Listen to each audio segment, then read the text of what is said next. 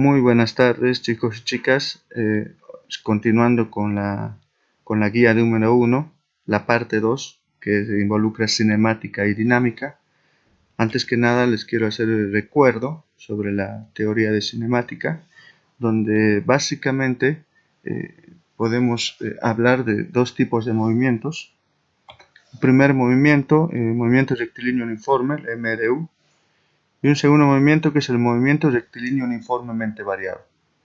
¿Qué tipo de características tienen este tipo de movimientos? El MRU, su trayectoria es una recta, debido a que la velocidad es constante. Por lo tanto, su aceleración es nula, es decir, la aceleración es igual a cero. ¿Y qué tipo de curvas o gráficos se encuentran? Por ejemplo, en posición en función del tiempo es una recta. Es decir, aumenta uniformemente o puede disminuir uniformemente. ¿Sí? En este caso está aumentando uniformemente. Y la velocidad, lo que dijimos, es constante. Se ve una recta. En función del tiempo no varía. Por lo tanto, la aceleración es cero. Fíjense que acá la aceleración es nula, cero. Bien. En cambio, con el movimiento rectilíneo uniformemente variado, lo que pasa, la característica es que la velocidad varía uniformemente con el tiempo. Es decir, la velocidad ya no es constante, como en el caso de MRU. Y esto es debido a que tiene aceleración, es decir, la aceleración es distinta de cero. Puede ser ya sea una aceleración positiva o puede ser una aceleración negativa. Bien. Los tipos de gráficos o curvas que se pueden obtener, fíjense, ya no varía linealmente como la MRU, la que es posición versus tiempo, ya tiene otro tipo de comportamiento, ¿sí? Puede ser parabólico. La velocidad en función del tiempo sí es una variación uniforme, por eso se ve una recta. Y esto es debido a que la aceleración es constante. Fíjense que la aceleración ya es distinto de cero, como acá se observaba en el MRU. Bien, en este caso el ejemplo es para aceleración positiva. ¿Qué tipo de ecuaciones? Es decir, cada tipo de movimiento tiene sus propias ecuaciones. Por ejemplo, el movimiento rectilíneo uniforme, pueden ver que la posición final de un determinado objeto es igual a la posición inicial más la velocidad constante que tiene ese objeto por el tiempo. Bien. ¿Qué es lo mismo decir si de acá despejamos la velocidad? Que la velocidad es la variación de la posición sobre la variación del tiempo. Fíjense que acá no hay involucrado nada con aceleración, ¿no? Ninguna de las ecuaciones, justamente porque la aceleración es cero. Ahora, en el otro tipo de movimiento, se agrega un término adicional a la ecuación anterior, que es el término de la aceleración. ¿Ven? Entonces, en este caso, la posición final es igual a la posición inicial más la velocidad inicial del objeto por el tiempo, más un medio de esa aceleración por tiempo al cuadrado. Esa es una de las ecuaciones que posición, función del tiempo. Tenemos otra, que es la velocidad en función del tiempo, que es la velocidad final es igual a la velocidad inicial más la aceleración por el tiempo. Y si bien combinamos estas dos ecuaciones, podemos obtener una tercera ecuación, que es la velocidad en función del cambio de posición. Entonces la velocidad final al cuadrado es igual a la velocidad inicial al cuadrado más 2 veces la aceleración por esa variación de la posición. Bien, entonces son las ecuaciones que rigen en cada tipo de movimiento. Como una aplicación de este último tipo de movimiento, que es el MRV, podemos destacar el de la caída libre y tiro vertical, donde la aceleración de este tipo de movimientos o de este tipo de ejemplos es la gravedad. Y ya vamos a analizar por separado cada uno de estos casos. Por ejemplo, la caída libre, que es un movimiento hacia abajo, está caracterizado mediante esta figura. Fíjense, imaginemos que es un objeto que puede o no tener que puede partir de reposo o partir con una determinada velocidad inicial. Lo que pasa es que este empieza a caer libremente. Bien, fíjense en ese tipo de movimientos. Lo que pasa es que a medida que va cayendo el objeto, la velocidad va aumentando. ¿Ve? Va aumentando. ¿Qué caracteriza este tipo de movimiento? Fíjense que la gravedad, la aceleración de la gravedad siempre apunta hacia abajo. Y justamente en este tipo de movimiento de caída libre que es hacia abajo, coincide la dirección de estos, ¿no? Por lo tanto, en este caso, la aceleración de este tipo de movimiento, que es la caída libre, es igual a la gravedad, como positivo. Justamente porque las direcciones son las mismas. Y hay algo importante a resaltar. Fíjense que la posición inicial, en este caso, es la altura inicial. Fíjense que todo este tipo de movimientos que vamos a analizar ahora de caída libre y tiro vertical están todos sobre el eje Y, ¿no? Todo posición vertical. Entonces acá, la altura inicial, arriba, y se toma como positivo hacia abajo, ¿no? La altura final. Por eso acá colocamos como positivo. Bien. ¿Qué pasa con el tiro vertical?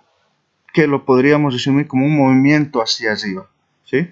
Por lo menos asumiremos ahora que va a ser un movimiento hacia arriba el tiro vertical. Las condiciones cambian, pero cambian de dirección, básicamente. Imaginemos que antes el objeto estaba acá abajo, para eso ponemos altura inicial, y es lanzado hacia arriba con una determinada velocidad. Y a diferencia de la caída libre, a medida que va subiendo el objeto, la velocidad va disminuyendo, ¿correcto? Y esto va a llegar a un momento donde su velocidad va a ser cero y ahí va a ser la condición para calcular, por ejemplo, cuál es la altura máxima que puede alcanzar dicho objeto cuando es lanzado hacia arriba con una determinada velocidad inicial.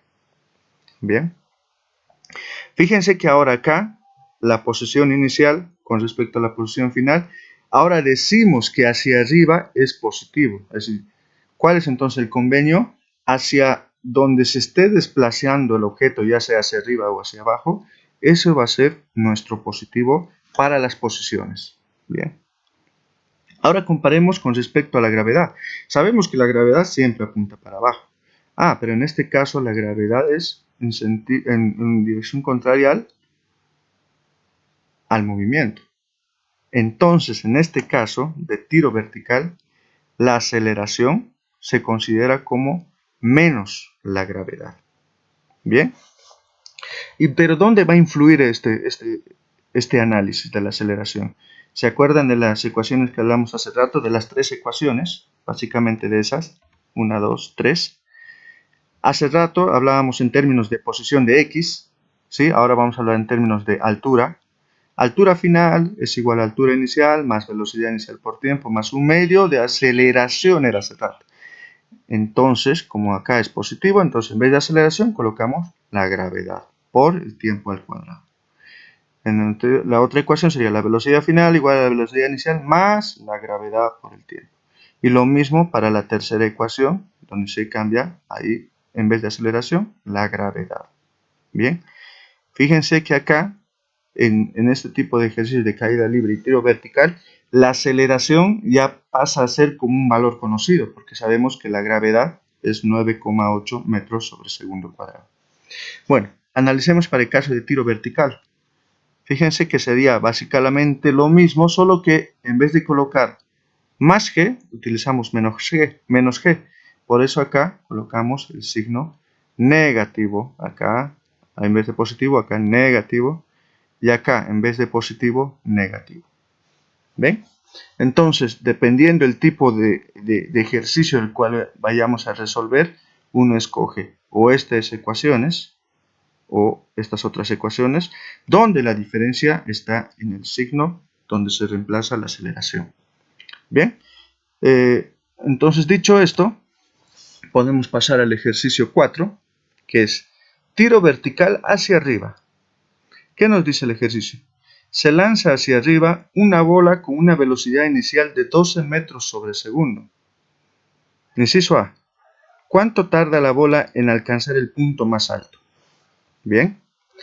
¿Cuánto sube la bola? Es decir, ¿cuánto es la altura máxima de esa bola, en otras palabras? Y el inciso C.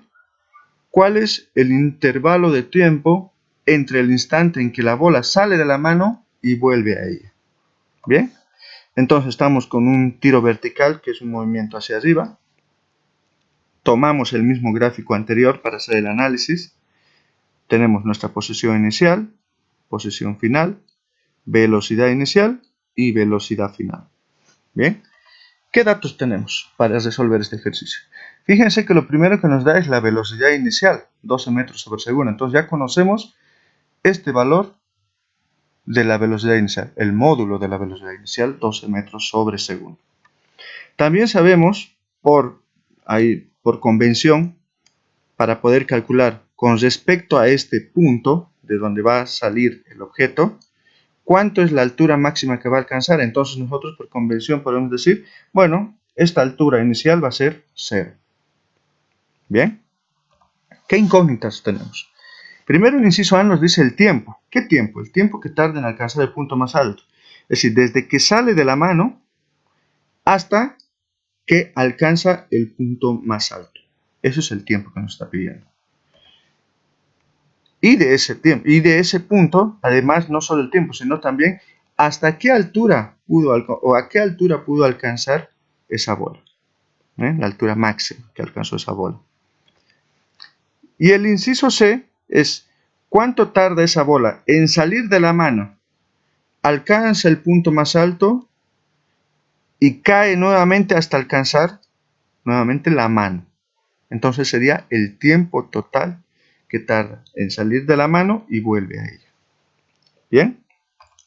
Encarando el primer inciso de calcular el tiempo que tarda la bola en alcanzar el punto más alto, ¿cuál es la condición de alcanzar el punto más alto? Justamente es lo que estamos viendo ahí, que la velocidad final en este punto tiene que ser 0.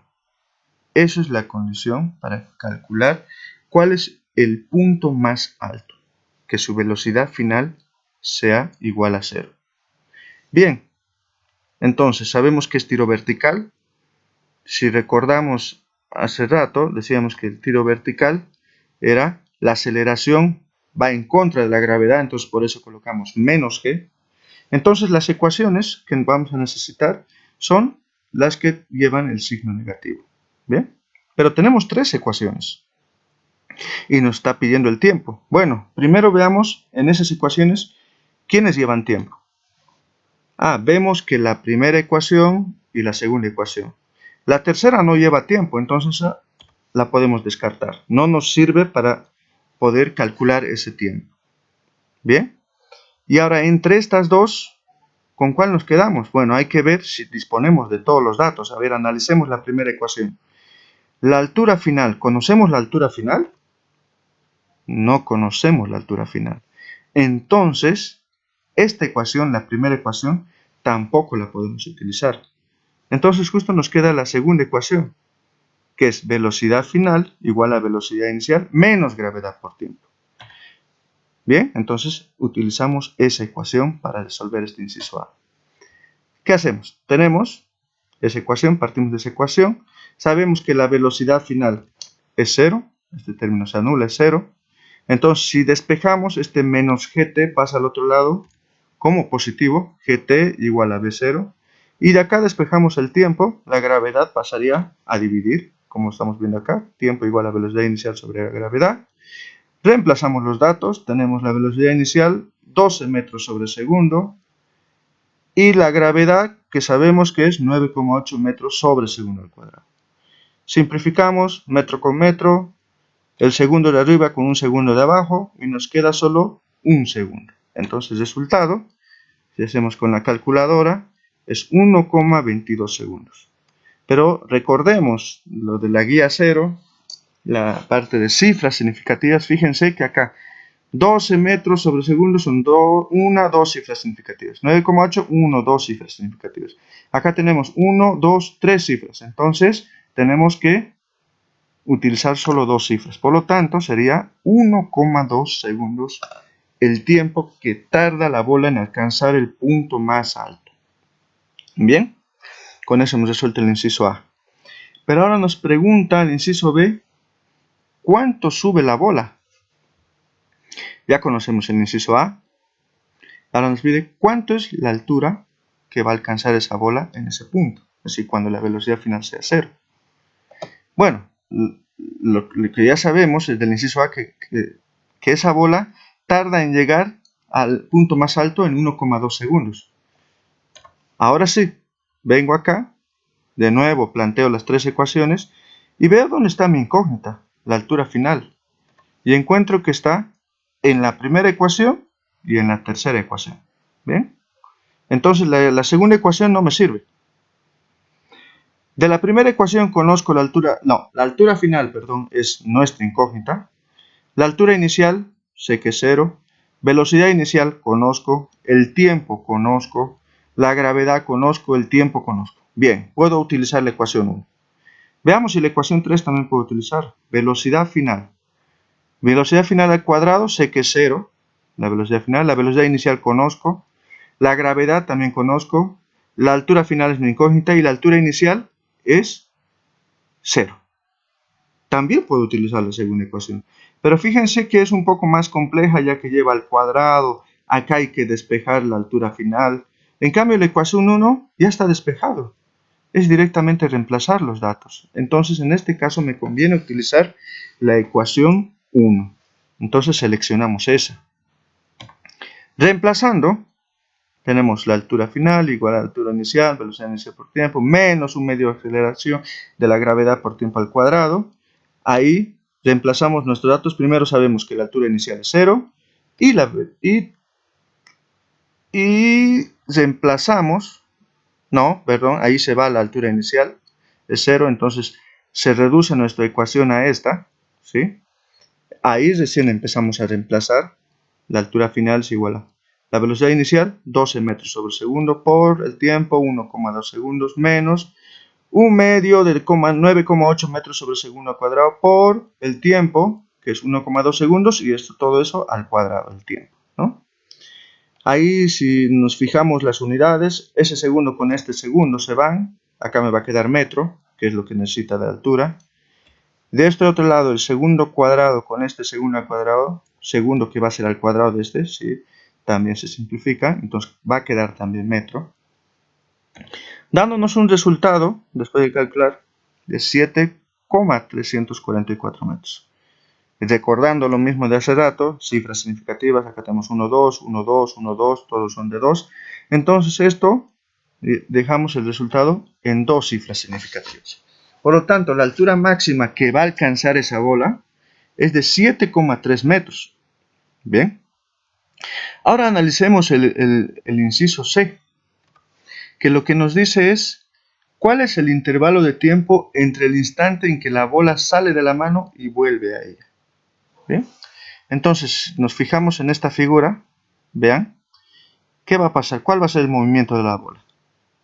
Sale, alcanza el punto máximo, como han visto, y retorna luego al mismo punto.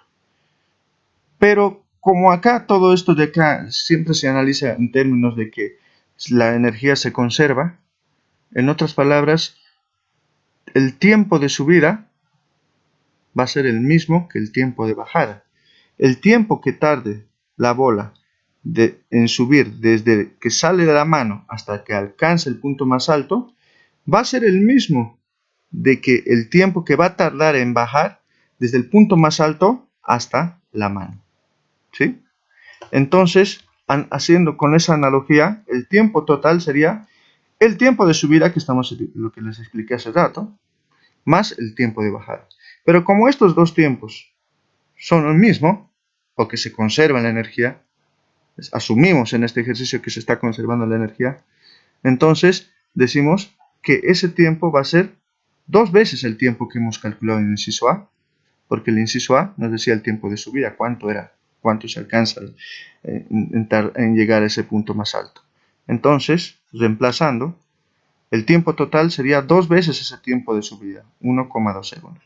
Por lo tanto, el resultado, del tiempo que tarda desde que sale la bola de la mano hasta que vuelve de nuevo a la mano, son de 2,4 segundos.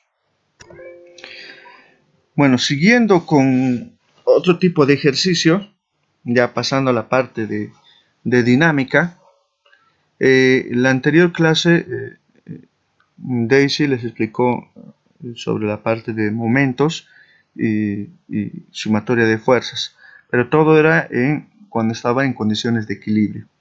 Bien, este tipo de ejercicio que vamos a analizar ahora no está en equilibrio, ¿sí? El objeto está en movimiento y adquiere una determinada aceleración.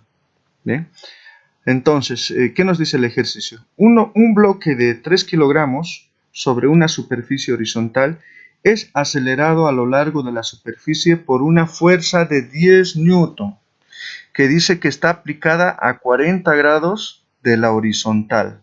¿Sí? Entonces, ¿qué nos pide? Primero, calcular, inciso A, el módulo de la fuerza aplicada que es paralela al desplazamiento del bloque. El inciso B, calcular el módulo de la fuerza aplicada perpendicular al desplazamiento del bloque. ¿Cuál es el módulo de la fuerza? Ese es el inciso C. ¿Cuál es el módulo de la fuerza de contacto que actúa sobre el bloque? Ya vamos a analizar a qué se está refiriendo eso. Inciso D, el coeficiente de rozamiento cinético entre el bloque y la superficie es de 0,25. ¿Sí? Acá hay un coeficiente de rozamiento. Y nos pregunta, ¿cuál es la fuerza de rozamiento ejercida sobre el bloque? Inciso E, ¿cuál es la aceleración del bloque? Bien, entonces, si empezamos a ver los datos que disponemos, primero sabemos que la masa es de 3,0 kilogramos. Sabemos que la fuerza que se está aplicando sobre el bloque es de 10 newton, ¿sí? De 10 newton, el cual con respecto a la horizontal está a 40 grados, ¿no? La dirección de esa fuerza. Y además nos dice que el coeficiente cinético de rozamiento entre el bloque y el piso es de 0,25.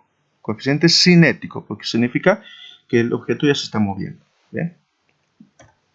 Incógnitas. Nos pregunta el módulo, el inciso A nos dice, ¿cuál es el módulo de la fuerza aplicada paralela? De la fuerza aplicada, nos está hablando, la fuerza aplicada son los 10 newton. Lo que nos está diciendo acá es, ¿cuál es la componente, ¿sí? de esta fuerza que es paralela al desplazamiento? Es decir, ¿cuál sería el desplazamiento? ¿Hacia dónde es? Fíjense, es para allá el desplazamiento. Entonces, si es paralela a ¿qué componente estaría de esta fuerza? Sería la componente X. Entonces, el inciso A, lo que nos pregunta es, ¿cuál es la componente X de la fuerza F? Porque esa es la que es paralela al desplazamiento. ¿Bien? El B nos pide la perpendicularia también al desplazamiento. Entonces, este es el desplazamiento, entonces la perpendicular sería esta. ¿Sí? Entonces, ¿qué componente sería? La componente Y de esta fuerza de 10 newton. Bien, entonces ese sería el inciso B. El inciso C nos dice, ¿cuál es el módulo de la fuerza de contacto que actúa sobre el bloque? Fuerza de contacto. ¿Se acuerdan? En las clases de teoría han debido ver con la profesora Charo. Cuando hay un objeto sobre el piso, ahí empieza a actuar un módulo de fuerza que es de contacto. Y a eso le llamamos la normal. Siempre que un objeto está sobre algo, va a haber la componente que es la normal, que es la fuerza de contacto. Bien, entonces en este caso el inciso C, lo que nos está preguntando es, ¿cuál es la normal? Para el inciso D, lo que nos dice, ¿cuál es la fuerza de rozamiento? Entonces, si el objeto se está desplazando hacia la derecha, ¿qué significa? La fuerza de rozamiento va en oposición al desplazamiento. Es decir, la fuerza de rozamiento, la que nos están pidiendo es esta de acá. ¿Ven? Que es en oposición a mi desplazamiento o a mi movimiento. Eso es la fuerza de rozamiento. Y por último, nos pregunta cuál es la aceleración de ese bloque. Bien, entonces empecemos primero con la descomposición de esas fuerzas. ¿Se acuerda de la fuerza F? Acá tenemos la fuerza F de 10 newton. Va a tener una componente X y va a tener una componente Y. El inciso A me pediría la paralela al desplazamiento, es decir, la Fx. Pero, ¿cómo calculo esa Fx? Y eso lo habíamos visto también en la guía 0 y también se ha visto ya en la primera parte de la guía 1. ¿Cómo puedo calcular la componente X o la componente Y de una fuerza que tiene un determinado ángulo? Entonces, ¿qué hacemos? ¿Se acuerdan? Acá tenemos los 10 newton, la fuerza con los 40 grados. Este va a tener una componente X y este va a tener una componente Y que lo podemos pasar al origen. Bien, va a ser así. Pero ahora la pregunta es, ¿cómo calculo la fuerza Fx y Fy? Y ahí tenemos que aplicar o seno o coseno. ¿Se acuerdan cuál era uno de los tips? La componente que está junto con el ángulo lleva el coseno. ¿Dónde está el ángulo? Está ahí, los 40 grados. Entonces la componente X es el que lleva el coseno. Por lo tanto, justo el inciso A me habla de la componente X. Entonces, Fx va a ser igual a la fuerza, al módulo de esa fuerza, por el coseno del ángulo, 40 grados. Reemplazo los datos. Fx igual a F vale 10 newton por coseno de 40 y me da un resultado de 7,66 newton. Pero también, teniendo el cuidado de las cifras significativas, tenemos 2, 2 acá, el resultado sería, perdón, acá está mal, sería 7,7 newton. O habría que revisar, pero ahorita debe ser 7,7 newton. Si vamos al inciso B, tenemos la fuerza I, que es lo que nos pregunta, que es la perpendicular. Entonces acá, si la Fx era el coseno, entonces la Fi lleva el seno. Entonces la fuerza I es igual a los 10 newton por el seno de 40 grados. Bien, hacemos la cuentita. Fi es igual a 6,428 newton. Lo mismo, dos cifras significativas, por lo tanto el resultado nos queda en 6,4 newton. Bien, perfecto. Entonces ahí ya tenemos el inciso A y el inciso B, que son las componentes X e Y de la fuerza F. ¿Qué nos pregunta el inciso C? Fíjense que acá ya tenemos, ya reemplazado los valores, la componente Fi, los 6,4 newton, y la Fx, 7,6 newton. Bien, el inciso C lo que nos pregunta es cuál era esa fuerza de contacto, es decir, la normal. Bueno, para poder calcular la normal tenemos que ver en esta figura si están todas las fuerzas que están actuando sobre el bloque. A ver, veamos. Tenemos la fuerza F, perfecto, acá está la normal. Tenemos la fuerza de rozamiento. Pero fíjense que nos falta una fuerza muy importante que siempre va a aparecer cuando un objeto tiene masa. Y eso es el peso. Bien. El peso lo podemos calcular porque sabemos la masa. Sabemos que el peso es la masa por la gravedad. Reemplazamos masa 3,0 kilogramos por la gravedad 9,8 metros sobre segundo al cuadrado. Esto nos da un resultado de 29,4 newton. Por lo tanto, como también manteniendo dos cifras significativas, nos queda el resultado en 29 newton. Bien, entonces esto de acá tenemos que pasarlo acá. ¿Bien? Entonces ahí aparece. Acá, fíjense, tenemos la fuerza X de la fuerza F, la componente Y de la fuerza F, la normal, ¿ven? Que lo hemos pasado acá, toda la ordenada al origen, la fuerza de rozamiento también acá, que va en oposición al desplazamiento, acá está, fuerza de rozamiento, y ahora estamos agregando la fuerza peso. Y ahí ya tenemos nuestro diagrama de libre completo con todas las fuerzas que están actuando sobre este bloque. Bien, ahora sí podemos ver cómo podemos calcular la normal o esa fuerza de contacto. Fíjense que la normal está ¿en qué? Sobre el eje Y. Ah, y esto lo que se está moviendo solo es en la dirección X. En la dirección Y no se mueve. Entonces uno puede hacer sumatoria de fuerzas en el eje Y. Y como no se mueve en el eje Y, sé que la sumatoria de fuerzas en ese eje va a ser igual a 0. ¿Sí? Bien, por el equilibrio traslacional. Sumatoria de fuerzas, es decir, equilibrio traslacional en el eje Y. ¿Sí? Estamos hablando del eje Y. No se mueve ni para arriba ni para abajo. Entonces, hay un equilibrio traslacional. Entonces, la sumatoria de todas las fuerzas del eje Y tiene que ser igual a 0. Entonces, plantearemos, a ver, ¿cuántos apuntan para arriba? Que podemos decir que es para positivo. La normal, bien, acá por eso, más la normal. ¿Cuál más apunta para arriba? La fuerza I, es decir, la componente I de la fuerza F. Entonces, FI más FI. No hay ninguna fuerza más acá que apunte para arriba. Ahora, para abajo. Fíjense, la única fuerza es el peso. Menos el peso igual a 0. Bien. De acá nuestra incógnita, la normal. Si despejamos de acá la normal, el peso pasa como positivo y la fuerza FI pasa como negativo. ¿Bien? Entonces, peso positivo, fuerza I negativo. Reemplazamos los datos, el peso, 29 newton que hemos calculado, menos la componente I de la fuerza, que sería la FI, 6,4 newton, y eso nos da un resultado 22,6 newton. Por lo tanto, acá tenemos tres cifras, lo dejamos a 2 también como hemos estado siguiendo. Nos queda la normal es igual a 23 newton. Bien, hasta ahí hemos resuelto el inciso C. ¿Qué nos decía el inciso D? Nos decía calcular la fuerza de rozamiento del bloque contra el piso. Fíjense que la fuerza, ¿y qué nos daba como dato? El coeficiente de rozamiento cinético de 0,25. Bien, pero ¿para qué nos da ese dato? Hay una ecuación que nos permite calcular la fuerza de rozamiento.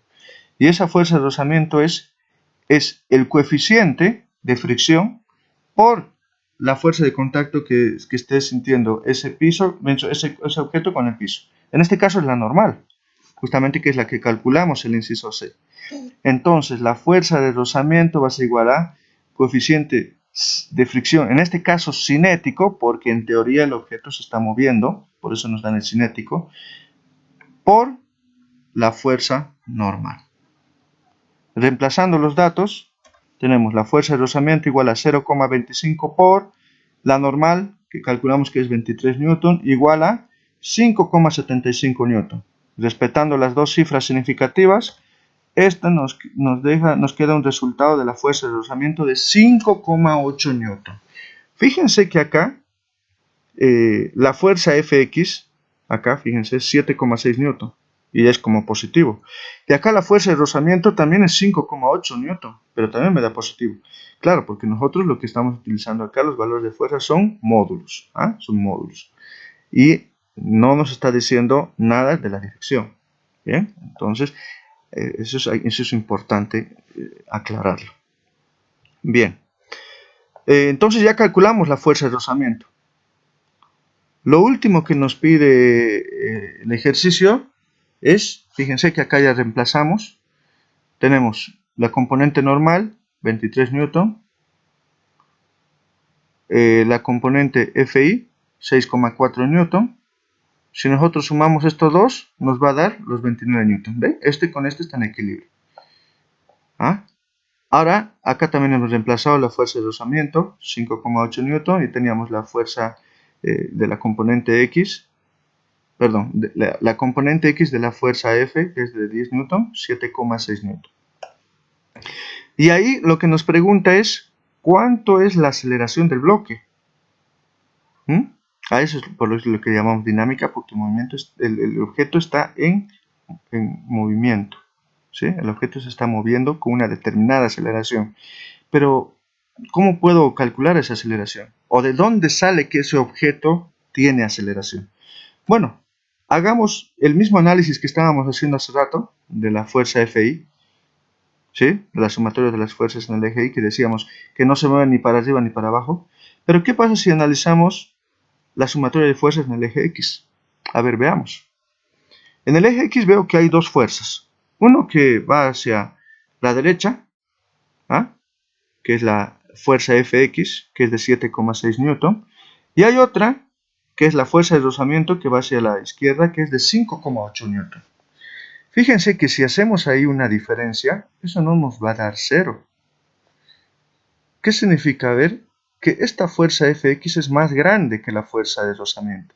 Es decir, que si nosotros nos imaginamos una soga, que hay personas que están tirando de este lado con esta fuerza, y hay otras personas que están tirando de este lado con esta otra fuerza, las que van a ganar son estas de 7,6 newton. Es decir, se va a mover hacia la derecha. Ah, entonces ahí aparece una fuerza neta, que es lo que vamos a llamar, que aparece para allá, para donde se está desplazando el objeto. Entonces, el hecho de que aparezca esta fuerza neta, debido a que las fuerzas que están actuando en el eje X no se anulan, es decir, hay una fuerza que es mayor que otra, ahí aparece una fuerza neta. Y esa fuerza neta, si lo analizamos desde el punto de vista de la segunda ley de Newton, nos dice que si hay una fuerza neta es porque hay una masa que tiene una determinada aceleración. Entonces de ahí ya puedo calcular la aceleración. Porque tengo la fuerza neta que lo puedo calcular ¿cómo? Sumatoria de fuerzas en el eje X igual a masa por aceleración. Bueno, ahora a ver, analicemos. Sumatoria de fuerzas en el eje X. Tomamos como positivo la dirección donde estamos pensando que se va a mover. En este caso es la derecha. Entonces, como positivo llevaría la fuerza solo Fx. ¿Bien? Entonces, Fx positivo es la única fuerza. Recuerden que esto es la fuerza neta, no está solo fuerza neta. Entonces acá en esta dirección solo hay la fuerza Fx. Y en la otra dirección tenemos la fuerza de rozamiento. Entonces por eso es menos la fuerza de rozamiento igual a masa por aceleración. ¿Bien? Entonces de ahí despejamos la aceleración, que es nuestra incógnita. La masa pasaría a dividir. Entonces tenemos Fx menos Fr sobre la masa igual a aceleración. Reemplazando los datos acá, la aceleración nos va a quedar la fuerza Fx es 7,6 newton menos 5,8 newton dividido entre la masa, que es los 3 kilogramos. Y ahí nos da un resultado de la aceleración de 0,60 metros sobre segundo al cuadrado. Bien, entonces con esto hemos terminado la clase de hoy, donde este último ejercicio justo hacemos énfasis sobre una aplicación de las leyes de Newton, donde a partir de calculando una determinada fuerza neta, uno puede estimar cuál es la aceleración que tiene ese bloque.